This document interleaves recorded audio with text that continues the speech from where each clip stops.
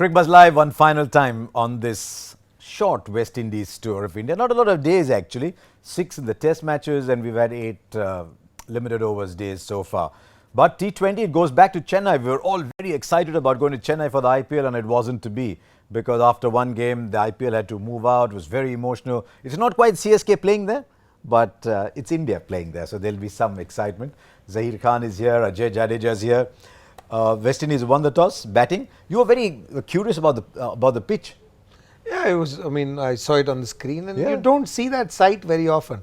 I mean, you'd see the site if you ever get to see it. It's probably more in Kanpur or Delhi, where you have the clay soil and the cracks are much closer to each other. It's almost like a jigsaw puzzle that's been put on that field. So it's totally different from what I've been seeing over the years in Chennai.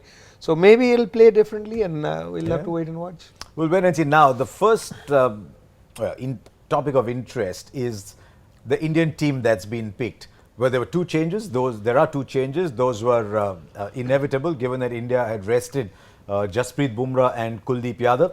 In their place, when the Chahal comes in, that was expected, I guess. Yeah. But India haven't gone with the third seam bowling option that they had with Siddharth Kaul. Instead have gone with someone who they've been carrying in the team for a while, Washington Sundar. This is of course T20, so he can bowl the new ball. So those are the 2 changes. What do you make of those?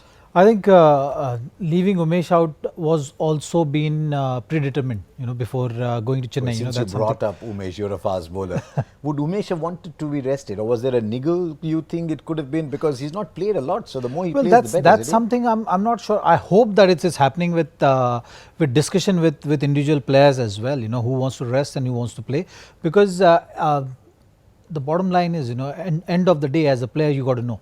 End of the play, you got to be in the best frame of mind to deliver the performances. So that's something which is important, and each and every individual is different. Some bowlers do like to play a lot of matches. Some bowlers do like to get into that or stay into that pressure zone. That's also important, because you are used to dealing with pressure day in day out, and suddenly that pressure is off for a long time. At times the fitness wise you might go up, but when it comes to dealing with those pressure situation and bowling under pressure, might get hampered. So that's something which has to be individual call, I feel. August, September, October and mid-November, 3.5 months.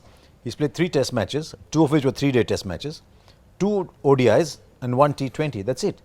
Yeah. So when you just purely looking at workload, then it's not that much as a bowler, and especially when you've been looking at Umesh, you want him to play more and more matches, because fitness has never been an issue with him. He's a fit, strong lad, someone who should get better and better. He's someone who is capable of bowling those long spells as well, in test matches.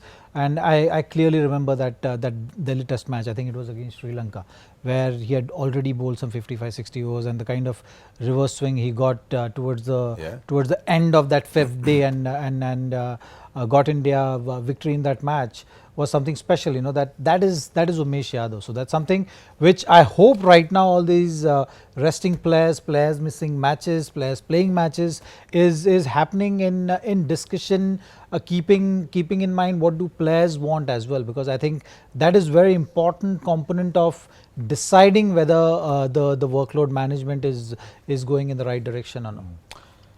You think they've picked the extra spinner seeing the pitch, or you think they would have picked him anyway because he was in the squad for a long time? And yeah, if you've decided to go with 2 seamers, I mean, just because Umesh Yadav, just to add to that, is he needs, where does he need to improve? Limited over version, bowling towards the end. So there's an opportunity for him. So once you've decided that you don't want him or you didn't want to play with him, then I guess you were left with 3 spinners, and out of those 3 spinners, 2 are all rounders.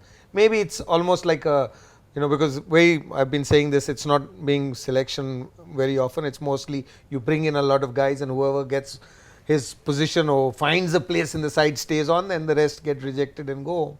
So maybe it's a battle between Kunal and Washington Sundar today, because they play a similar kind of role. They're totally different players, and I think at different levels of cricket and in terms of experience. But maybe that's the way they're looking at it, because as Zach said, and it's been very difficult to understand Indian cricket for the last 6-8 months a year. If you believe reports coming in, and I have a very healthy skepticism for those reports anyway, I must tell you up front. But India have not trained. Well, India have not had a practice session. India have not had a pre-game press conference. They're just, I mean, they've played a lot of cricket and they've come from Diwali and they're getting straight into the game. The West Indies are thinking of the test matches in Bangladesh. But you're still playing for your country, isn't it? There should still be that buzz, you know. There's so many guys who want to be where I am, so I'm blessed. I should feel great about playing. Have you seen that sometimes that in a dead rubber that feeling doesn't come? Or Well, looking at that, you kind of like the fact that how Carlos Brathwaite was speaking at the toss, so that's something which is a good sign. Like, at least you have to find that motivation. But clearly, what you mentioned, all these things, suggests that everyone is looking at this game. India is also looking at this game. Okay, we're going to get into the game. West Indies already down and out, so they'll probably continue to play in the same fashion, and you'll have a clean sweep in the series. So that's something which, as a motivation, Indian team should look at, and West Indies should play for pride. Yeah. That's something which is very important. That you have to keep reminding yourself you have won this format World Cup twice. And that's something which is a very special achievement, considering the unpredictability of this format. In this format, to win the World Cup twice in such a short time, I think it's a great achievement, because this format doesn't allow you to win matches successively or consecutively. And keeping that in mind, I think they have to just dig in deep. That's something which is very important.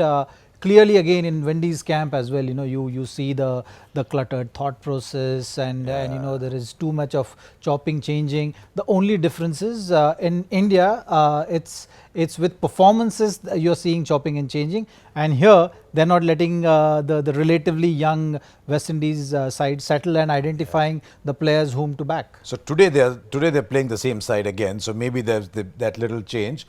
So this is how the West Indies line up today. Now, there's a couple of things at stake here, dare I say it myself. One, of course, is the opportunity for a young group of players to go and beat India in India. And there are lots of scouts watching this. So, Yeah. I mean, I don't mean to be disdainful when I say that, but that is the truth. Yeah, that is the truth, and almost all these players look at this format, especially when they're playing against India, as the platform to jump to the IPL or showcase their talent around the world. So there'll be no short of commitment from that side for sure, because this is an opportunity. This is something that you wanted to do as a kid. Yeah. It's not something that just happened to somebody and they make it to this side. So they want to play this game. They enjoy it. And Chennai, Chepauk is a ground where people want to showcase. Mahendra Singh Dhoni plays for that ground. So there's enough interest there. And youngsters will always have that little extra edge in games like this. And the batsmen. The bowlers will always be rested and kept out. But I love the way he said bowlers. Zach is sitting next to and he said bowlers. No, I can't say bowlers this way. There's nobody there. It's Zach sitting on this side. The workload management. Yeah. As Because the batsmen never seem to miss out on these. I mean, not just not just now. I mean, you go back into history. Shreyas Iyer sitting, he doesn't get a game. Yeah. He doesn't get to play for Mumbai in the Ranji Trophy. So he's just sitting around here. But these things happen. Now, if it does turn, it'll be interesting to see how the West Indies played, because they haven't figured out wrist spin. Now, if you've been to West Indies and know West Indies players, they're good at some things and there's some things they can't do. They're very good at music, at reggae, calypso, dance, big hitting, joie de vivre, great life. But in their DNA, wrist spin is not included. And Dinesh Ramdin said as much in the press conference. He said, the difference is we have not been able to read wrist spin. So there's no Kuldeep Yadav today, but a great opportunity for Chahal, because he's been through a bit of a dip as well. So it's a big chance for him to get a few wickets. There's no doubt about it. I think Chahal would be keen on getting on the field for sure. And when you're playing regularly and suddenly you are even if you are rested, you kind of know that there are some kind of concerns, there are some question marks which has resulted in you being dropped. So that's something which Chahal must be very keen on reflecting. He must have got some time as well, to work in the nets. I want to see that finish. I want to see those revs and the mindset of picking wickets. I think that's something which is very important when I'm looking at Chahal, because that's something which is changed. And suggested that maybe because he's bowled the new ball a lot, or he's bowled in the power play a fair bit, that maybe that is the reason why that drift down to the leg and turn was No, at times got affected. at times it's just the mindset. At times as a bowler, you just need to ask yourself, are you thinking of taking wickets? Because if you're thinking of taking wickets, then rest of the things follow. When you're thinking of taking wickets, you'll naturally have those slips in place. You will, as a spinner, naturally flight those deliveries. You'll naturally look to bowl in the wicket. And naturally ask questions which are going to give you some kind of opportunity to pick up wickets. So that's something which it all starts with asking yourself that question: are you thinking of wickets? Quick stat for the numbers. The West Indies prefer finger spin to wrist spin, as you might imagine. There's 2 finger spinners playing today, Krunal Pandya and Washington Sundar, but just 1 wrist spinner in Chahal. Average against wrist spin is 13.5 and strike rate is for wrist spin is 13. So there's no comparison there. I mean, with Kuldeep, they probably just get tired waiting for the ball to come. I think they're not used to playing bowlers, and Kuldeep's an odd one. I mean, it's not just for West Indies. Same thing happened with England. Yeah. First game, I think it was the first one dayer in I think Manchester where he was introduced, where they struggled. So T20, it's something that you don't practice very often. And I was referring to something like a Beamer the other day, the great players, because it's a reaction. Batting is always a reaction to the bowlers, and if you're not used to playing a certain kind of bowlers, it takes a little time for people to get used to. So maybe it's a good way to hide him back, hold him back for important games. But that's one way of thinking. I don't think they think that. And way. also, when you're confused, you give them more time. The confusion is going to go higher. So that's something which happens with Kuldeep, because he gives the ball a lot of air, which gives enough time for batsmen to get confused. Talking of time, somebody who always seemed to have a lot of time in life has retired. He hadn't been playing that much for a while anyway, but there's a formal retirement that comes. Somebody said he was the unsung hero of the 2011 World Cup win. But what are your memories of Munaf Patel? Because he came in and supposed to be the stairway, then he became this very good line and length bowler. But generally, he carried the air of someone who was quite chilled out, right? No, was he really like that? I think he's very chilled out as a person. He's someone who is a thinker of the game. Unlike what he portrays it to be. He's a very serious cricketer. He's always been a very serious cricketer. You'll always think of finding ways of coming up with good performances. And he was very sure of his own bowling. And as a bowler, it's well, as a cricketer, I think it's very important to know what are your strengths and more so what are your weaknesses. So that's something which Munaf always portrays. He always carried himself with that kind of approach and attitude on the field. As well, no? Oh yeah, of course. Well, we all remember him for the biryanis which he used to bring off the field, which is something we'll always talk about that. Munna bhai, biryani kidhar hai? Yeah, biryani lavni, but he's one of the nicest people you'll meet. Yeah. He's one rare cricketer, I would say. I mean, I'm not trying to exclude anybody or include anybody, who's done so much from where he comes from. Yeah. You go to Bharuch, you go to the area, little town that he comes from. He's done little things like create a school somewhere, work with some hospital, do things that all of us should be doing, which we don't do enough, I think. And he's one of those who's, like he said, unsung hero of that World Cup as well. But I think he's been the real unsung hero. He's probably one man that should be talking to people and figuring out what happens. He came in as a tear-away fast bowler, and then he found his rhythm, line length, cricketing way. So he would have a mindset of somebody who comes, including Zach in that. I mean, a lot of them. What happens to a guy who comes from a small town and he spends all those years trying to get to Indian cricket without having to know what and how am I going to get there? So these are people that have real stories, and for me, it's one of the most beautiful stories. Here's someone who comes from a really small town. He said he was getting 35 rupees a day when he was doing little work around, and then someone discovered this kid can bowl. Well, he wasn't that and much can really bowl and really quick. And he can bowl quick. I mean, what a story, everyone took notice of him just because he is not someone who is being coached. He's a very natural bowler. He would just run in and bowl as fast as possible, and he could really crank it up. So that's something which Sachin also took notice of. I think Sachin was one of the few guys who spotted him and then got him to Mumbai as well. So he ended up playing for Mumbai also for quite some time. But he was someone who was very natural bowler and could bowl really quick. Just without, I would say, any coaching, anything. It was a ready product, like how So perfect. Ajay Jadeja speaks about all the time. So perfect person talking about it.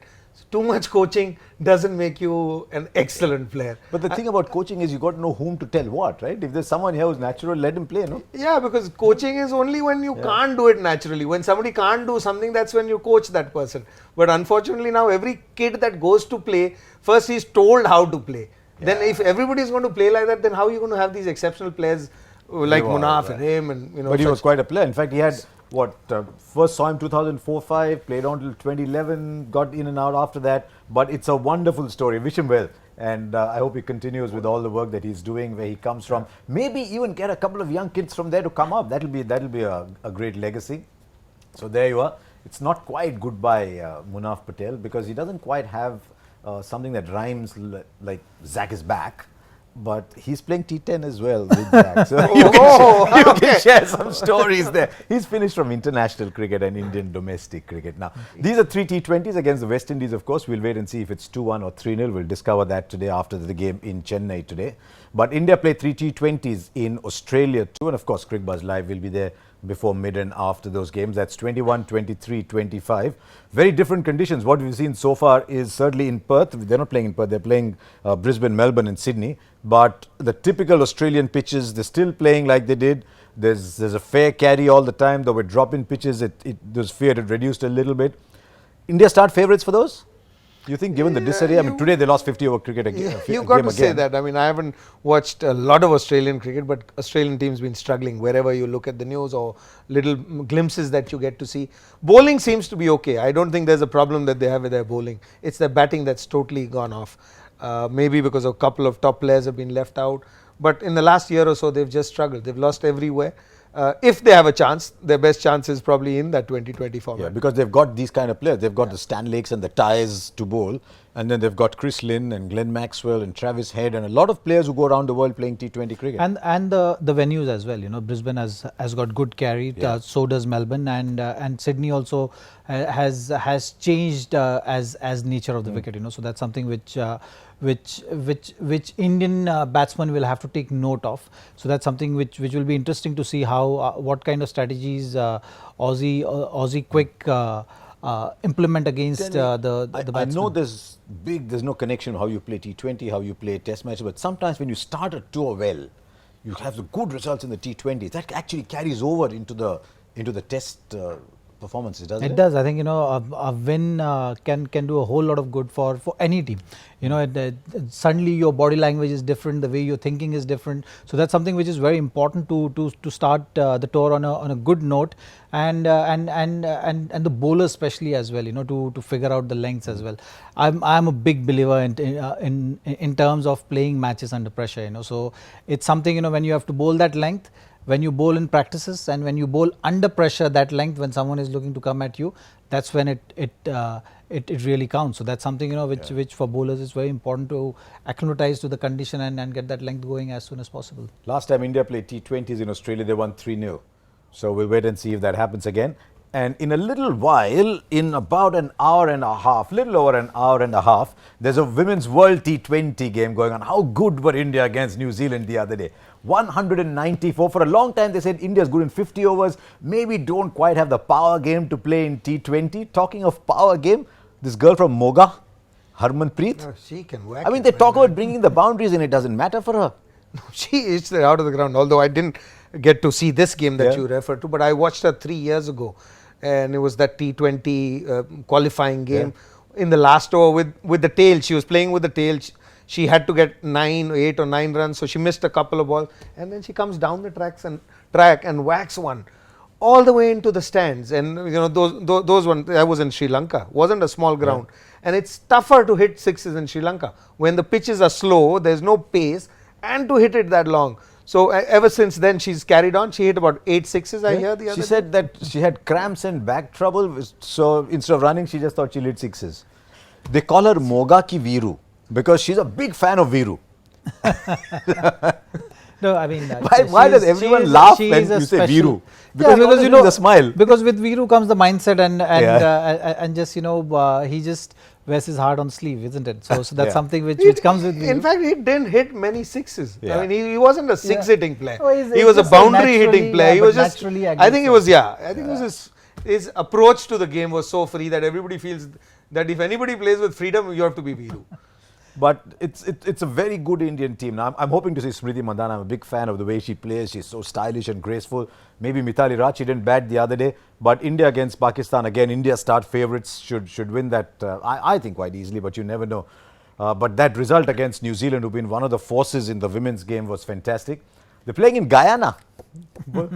We've been to Guyana. The last place you want to go in West No, but I really. You said it. I love And that Ajay word. Jadeja is a big fan of the West Indies. Oh, of course. The islands, not the mainland. That's South America for you, not No, but the interview which a post-match interview of Harmanpreet Singh was something really portrays what she is as a person and how she looks at the game.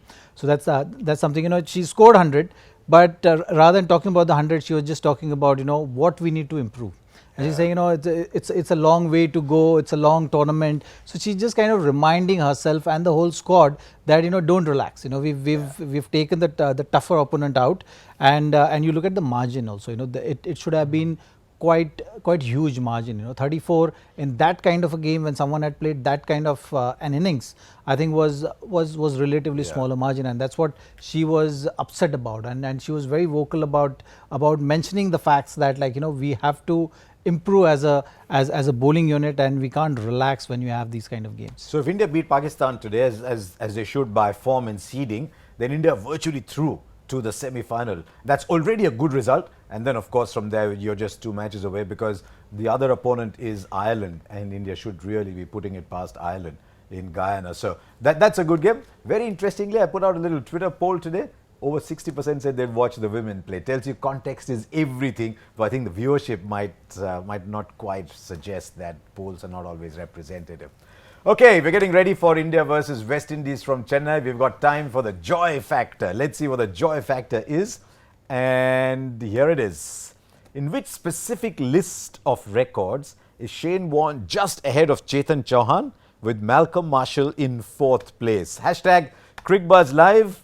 And let's see how quick you are. We've already been 5 seconds. Let's see if you've got the answer already. If you haven't, then you're a little slow.